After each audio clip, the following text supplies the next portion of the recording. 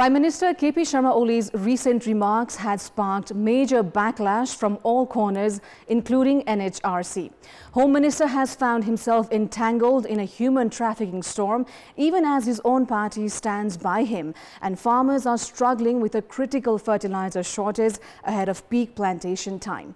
It has been a day of developments. Good evening, I'm Sapsanamma. Let's begin with the headlines of the hour. Nepali Congress leaders object Prime Minister Oli's remarks instructing party cadres to take control of Kathmandu on May 29th. National Human Rights Commission also raises concerns. Main opposition CPN Maoist Centre demands resignation of Home Minister Ramesh Lekhak for visit visa case. Nepali Congress claims the minister is innocent. Israel rejects new Gaza ceasefire deal proposed by US mediators. The proposal aimed at halting its offensive in Gaza and securing the release of 10 more hostages. And Mumbai Indians to face Punjab Kings in the Indian Premier League today. The match to kick off at 7:45 p.m. Nepal time.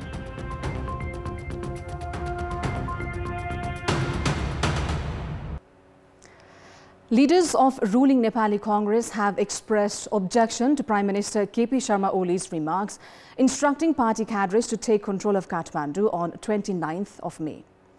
Speaking to journalists after an office bearers meeting held today at Party President Sher Bahadur Dewa's residence in Budanilkanta, Congress General Secretary Gagan Thapa said the Prime Minister should not make statements that incite the public.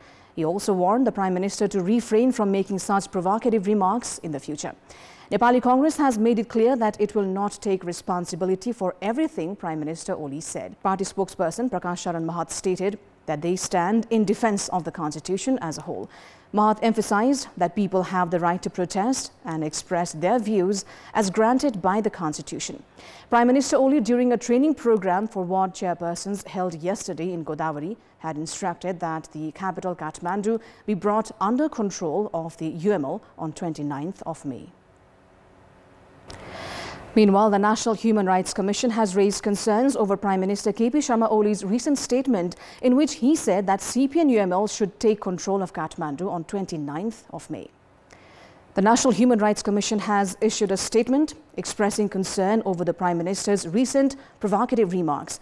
The Commission stated that while ensuring peace, security and order is the responsibility of the government's security agencies, allowing any particular party to take control of an area in a democratic country goes against the rule of law and encourages authoritarian tendencies. The Commission also mentioned that Nepal's constitution and laws protect the peaceful expression of views and opinions.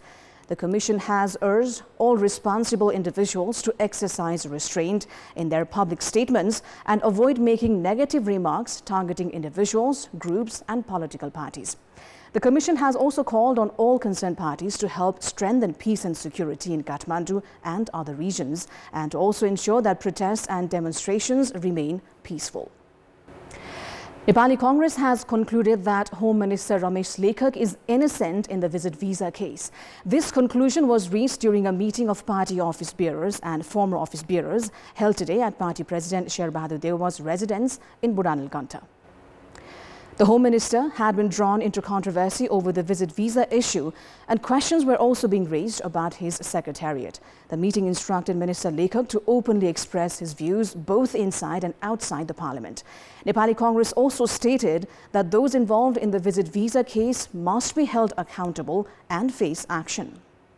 आरोप आयो त्यहाँ चाहिँ दर्ता भयो तमाम कुराहरू आयो पुलिसकै जुन चाहिँ सुरक्षा निकाय भित्रै त्यहाँ चाहिँ दर्ता हुने कुरामा चाहिँ त्यहाँ अप्ठ्यारो आयो उहाँ त त्यसको प्रमुख हुनुहुन्छ त्यस हुनाले संसदीय छानबिन हुनु पर्यो भनियो संसदीय छानबिनले त्यहाँ आधार देखियो कारबाही अगाडि बढाउनु पर्छ भनेको अवस्थामा त्यो भएको हो नि त यहाँ त कुनै न आरोप छ न आधार छ खाली चाहिँ मिडियामा सामाजिक सञ्जालमा आएको अफवाहको आधारमा त हामीले चाहिँ एउटा दृष्टिकोण बनाउने कुरा निष्कर्ष निकाल्ने कुरा या संसदमा पनि र विभिन्न दलहरूले पनि यतिकै निष्कर्ष त कसैले निकाल्नुहुन्न नि।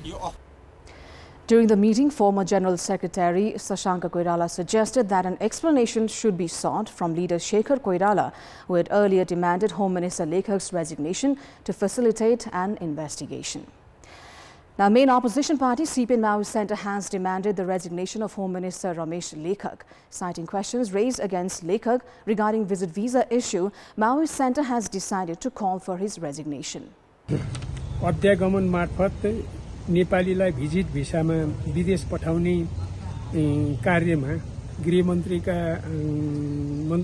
मन्त्रालयका कर्मचारीहरू जोडिएका छन् र अब यो चाहिँ सबैतिरबाट चाहिँ चौतर्फी आवाज आइरहेको छ कि यस्तो विषयमा अब नैतिकताका आधारमा राजीनामा दिनुपर्छ अर्थात् कांग्रेस पार्टी भित्रका नेताहरूले समेत राजीनामा मागेका छन् र हाम्रो पार्टीको आज बैठकले पनि के निष्कर्ष निकालेको छ भने अब गृहमन्त्री रमेश लेखकले राजीनामा दिएर अब जुन छानबिनै सुरु गरिसकेको छ नि राज्यका निकायले यस्तो स्थितिमा अब राजीनामा दिएर मार्ग प्रशस्त गर्नुपर्छ ताकि त्यो पहुँच प्रभाव र पावर प्रयोग हुन नपाओस् स्वतन्त्र निष्पक्ष छानबिनका लागि चाहिँ उहाँले मार्ग प्रशस्त गर्नुपर्छ भनेर हाम्रो पार्टीले निष्कर्ष निकालेको छ र यस अर्थमा अब तुरुन्त गृहमन्त्री रमेश लेखकले राजीनामा दिनुपर्छ जति ढिलो भयो उति चाहिँ राज्यको साख गिर्दै जान्छ भन्ने हाम्रो निष्कर्ष छ CPN Maoist Centre Chair Pushpa Kamal Dahal has stated that the party is moving forward in the process of communist unity as part of preparations for a socialist revolution.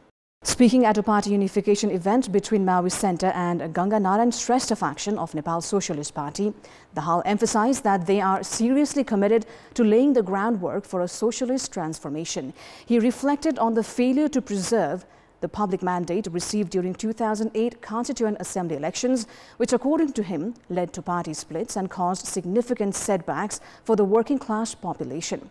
Dahal noted that after the promulgation of Constitution, efforts towards unity resumed and are now progressing steadily. On the occasion, a 5-point agreement was announced between Dahal and Ganga Narayan Shrestha. As per the agreement, Shrestha has been appointed Central Secretary of CPN Maoist Centre. Likewise, 17 executive members and around 100 Central Committee members from Shrestha-led group have been integrated into Maoist Centre. Now, Nepal Rashtra Bank has adopted a flexible policy towards the stock market. With the appointment of new governor, Bishop Odal, the third review of the monetary policy has reduced the risk weight on share-backed loans. Previously, the risk weight was set at 125%, but with the amendment to the monetary policy, it has now been maintained at 100%. Higher risk weights are assigned to riskier sectors and lower weights to less risky ones. With the reduction in risk weight, it is expected to become easier for banks to increase lending in the stock market. Aiming to improve the investment environment, Nepal Rashtra Bank has announced it will issue the Foreign Investment and Foreign Loan Management Regulations 2078 by incorporating the latest amendments to the Foreign Exchange Regulation Act 2019 and the Foreign Investment and Technology Transfer Act 2075. In line with amendments to the Banking Offence and Punishment Act 2064, the Central Bank will also draft procedures for verifying details related to bounced checks. We'll take a short break here. More news coming up. Welcome back. A technical team that visited Tilgaon in Namkha Rural Municipality 6, Humla, to study a recent flood and landslide has discovered 3 glacier lakes in the area. The team found the lakes at an altitude of 5,350 meters during their latest field study. Previously, local youths had reported the presence of 2 glacier lakes, but the team confirmed that there are actually 3. Further investigation on these lakes is still ongoing, according to team member Shivakumar Baskota. The study team includes Senior Divisional Engineer from the National Disaster Risk Reduction and Management Authority, Sushil Kumar Shrestha, Senior Divisional Geologist from the Department of Mines and Geology, Shivakumar Baskota, and hydrologist from the Department of Hydrology and Meteorology, Sohadra Joshi. On May 15th, floods and dry landslides displaced 32 families from 18 households in the lower coastal region of Tilgaon, Namkha 6. It is suspected that the flood may have been triggered by a glacial lake outburst. As the floods and landslides have put the entire settlement at risk, the affected residents are currently taking shelter in a nearby school. Now moving on, Chief Minister of Sudur Pashchim Province, Kamal Bahadur Shah, has distributed land ownership certificates to unorganized settlers and landless squatters in Dadil-Dhura. A total of 65 unorganized settlers from Ward number 12 of Parshuram Municipality and 19 landless squatters and landless Dalits from Alital Rural Municipality received land ownership certificates jointly from Chief Minister Shah, Chairperson of the Land Problem Resolution Commission, Hari Prasad Rizal, and Minister for Agriculture, Land Management and Cooperatives, Bir Bahadur Dhami. After the implementation of the Mahakali Integrated Development Project in 2040 BS, 3 sub-centers, Dadawan, Chipur and Jogbura were established in Dadil-Dhura district. As awareness grows about the importance of conserving naturally occurring plants, public interest in herbs and vegetation has also been increasing. With the government emphasizing the protection of both indigenous and non-indigenous plant species, this initiative has significantly contributed to biodiversity and environmental conservation. This is the Dhanusa Dham Botanical Garden, located 18 kilometers northeast of Janakpur Dham, the capital of Madhya Province. The garden is situated near the Dhanush temple, a site rooted in the popular belief that one of the 3 pieces of the bow broken by Prince Ram of Ayodhya during his marriage to Princess Janaki of Mithila fell here. Spanning 120 hectares, the garden promotes the importance and benefits of plants to the general public through sapling production, tree plantation, and the cultivation of medicinal herbs. स्कुलमा बगैँचा लगाउनु छ सौन्दर्यको लागि अब सौन्दर्य भइसकेपछि आफै त्यो हुन्छ नि अलिकति हेर्नमा एट्र्याक्टिभ हुन्छ अनि त्यसले स्वास्थ्यमा पनि राम्रो असर देखाउँछ कथीमे लगे है नहीं लगे से त हामी कह लेकिन काम जे लगा वाला चीज है से लगे से त हमर लगे डेली पीस के ठीक भ गेल. Established in the Nepalese year of 2056, the Dhanusa Dham Botanical Garden has played a significant role in conserving both indigenous and non-indigenous plant species. The garden preserves around 253 plant species, including 83 types of trees, 45 shrubs, 110 herbs, and 15 climbers. हामी थुप्रै किसिमका महत्त्वपूर्ण जडीबुटीहरू उत्पादन गर्छौं र निशुल्क हामी वितरण पनि गर्छौं. तर यसमा जनताको डिमान्ड सबभन्दा बढी अहिले देखेको मैले लेमन ग्रास हो र मोरिंगा जुन हामी तराईमा सोजन भन्छौं त्यसको धेरै डिमान्ड छ. सधैँ मान्छेहरू त्यसैमा मारामार गरेर डिमान्ड भइरहेछ. The garden includes several specialized sections such as a rare and endangered species conservation garden, a religious garden, a medicinal plant education garden, an agricultural research site, an aquatic plant garden, a rose garden, a family garden, and other herbal-themed areas. Currently, plant research and conservation, garden development programs, and herbal development initiatives are being carried out on about 30 hectares of the garden. Saplings of medicinal plants produced here are distributed free of cost. Nepal भरिको आउँछ हैन, खास गरेर यो 4-5 वटा जिल्लाको बढी आउँछ. विभिन्न किसिमका फूल बिरुवाहरू, जडीबुटी, औषधीय गुण भएका वनस्पतिहरू पनि लिन आउनुहुन्छ. The Department of Plant Resources and the Dhanusa-based Plant Research Center are working to conserve and promote rare, endangered and native plant species. The garden, located in Dhanusa Dham municipality of Dhanusa district, is specially known for its dense population of sal trees.